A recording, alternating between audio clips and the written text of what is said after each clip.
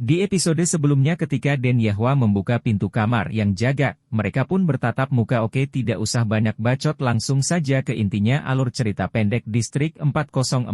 Dia pun bertanya, siapakah kamu, ucap yang jaga. Dengan geramnya Den Yahwa kesal dengan pertanyaan itu, apa kamu benar-benar melupakan wajahku dalam beberapa tahun belakangan? Dengan bingungnya yang jaga pun bergumam, sialan kalau dia teriak-teriak begitu keras di kamar.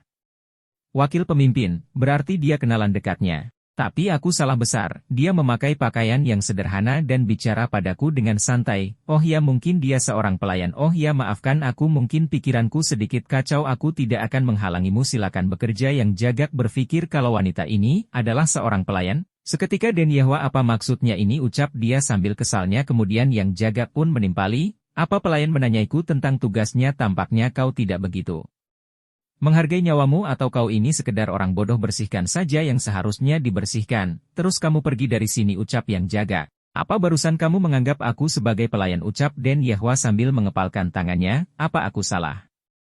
Sebagai wakil pemimpin gereja Radiant Light harusnya aku berhak memanggilmu begitu, dan kau tidak boleh membantah. Sontak Den Yahwa meneteskan air mata, apa yang aku berlebihan, apa aku keterlaluan, kenapa wanita ini menangis, ucap Yang Jagak di dalam hati. Seketika Den Yahwa marah dan dia pergi sambil membanting pintu.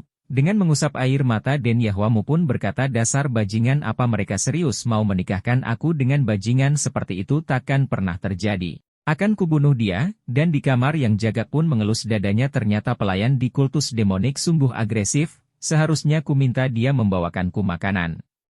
Tidak, tetaplah fokus, prioritas misi utamaku itu mencari informasi tentang tempat ini. Seketika itu untuk pertama kalinya Yang Jagak keluar dari kamarnya, dia pun berjalan. Apa kau ada di sini ya Yoltak, wakil pemimpin, apa yang membawamu ke sini, jawab pelayan itu. Dia teman Macheonso dan satu-satunya orang yang mengunjungiku selama 3 hari belakangan ini, orang yang tinggal di Small Radiant Palace, cuman kami berdua. Akhirnya kau memanggil namaku dengan benar, apa kau mengingatku? Sekarang? Belakangan ini kau tampak lesu, jadi aku merasa kamu sedang bosan, tapi sepertinya kau sudah tertarik membawa gadis-gadis hari ini. Haruskah aku pesankan rumah bordir hari ini, ucap pelayan itu, ku tahu orang dengan minat yang sama akan bergaul bersama, tapi bagaimana bisa dia sangat sama dengan Macheonso. Cukup bicaranya, bahkan ingatanku belum sepenuhnya kembali. Jadi biarkan kau tanyakan beberapa pertanyaan, ucap Yang Jagak. Seketika pelayan itu memegang kepalanya, aneh, sepertinya kamu tidak demam, gumam pelayan itu. Cara bicaramu sama seperti para bajingan dari fraksi Muhrim, jangan-jangan dia menyadarinya, apa aku langsung membunuhnya lalu kabur. Kuhaha, aku cuman bercanda. Kau langsung mendadak terkejut begitu, apa kau berpura-pura bersikap terhormat untuk kesenangan padahal biasanya kau ini amoral, ucap pelayan itu sambil ketawa. Sebetulnya aku ini sangat sibuk, tapi mau bagaimana lagi, bagaimanapun juga kau ini wakil pemimpin, jadi aku harus menghormatinya. Sini masuklah, jadi tidur di siang bolong itu termasuk sibuk bersihkan dulu ilermu sebelum bicara, omong kosong begitu, gumam Yang Jaga sambil mengepalkan tangannya. Oh iya, hari ini kau mau tanya apa, tanya pelayan itu. Kemudian Yang Jagak melihat ada tanaman, kamu sedang menanam tanaman, kenapa memangnya kau mau mengolok-olokku? Tanaman, tunggu, jangan sentuh, ucap pelayan itu melihat daunnya yang tipis dan halus tapi kokoh. Ini pasti orchid, sungguh aroma yang harum. Kau beneran wakil pemimpin, apa kau mengalami penumpukan ki selama latihanmu, atau bagaimana memang?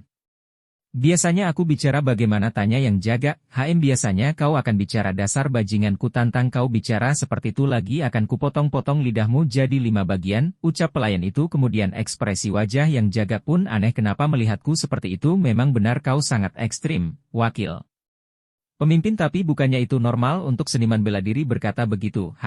Tidak apa, lupakan, jelaskan padaku bagaimana struktur dari gereja Radiant Light. Tiba-tiba ada perut yang berbunyi, sungguh perut yang berisik, sebaiknya kau makan sesuatu, ya ampun.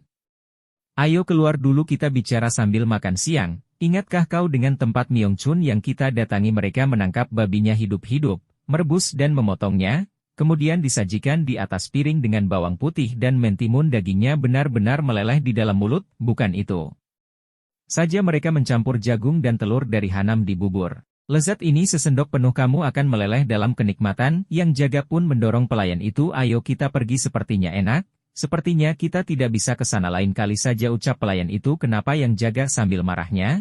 Para pewaris dari gereja Radiant Light punya kebiasaan berkumpul di sana. Apa para pewaris, ia anak-anak dari keluarga berpengaruh berkumpul di restoran itu.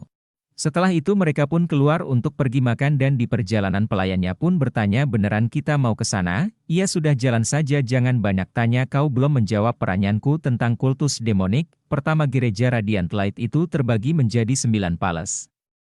2 Radiant Palace dan 7 Hidden Palace. Tentu 2 Radiant Palace itu tempat tinggal pemimpin dan satunya Small Radiant Palace, tempat tinggal wakil pemimpin. Kalau begitu 7 Hidden Palace. Ini kekuatan yang mendukung kultus dari bawah. Itu benar tapi sekarang mereka adalah ancaman untukmu. Kenapa bisa begitu tanya yang jaga? Itu karena pemimpin tidak ada di sini. Emang kemana dia pergi tanya yang jaga? Aku tidak tahu jawab pelayan itu. Mereka semua alih-alih mencarinya tetapi mereka malah sibuk memilih mencari siapa penggantinya.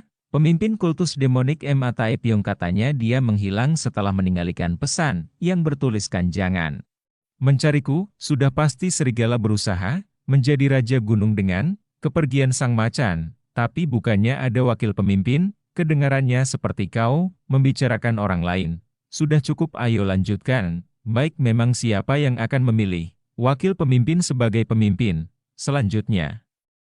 Bukan cuman payah dalam seni bela diri, kau tidak cerdas dan perilakumu sungguh buruk ucap pelayan itu. Aku juga tidak mungkin memilihmu. Kalau siapapun bisa menjadi pemimpin, apa, beneran tempat ini gereja Radiant League?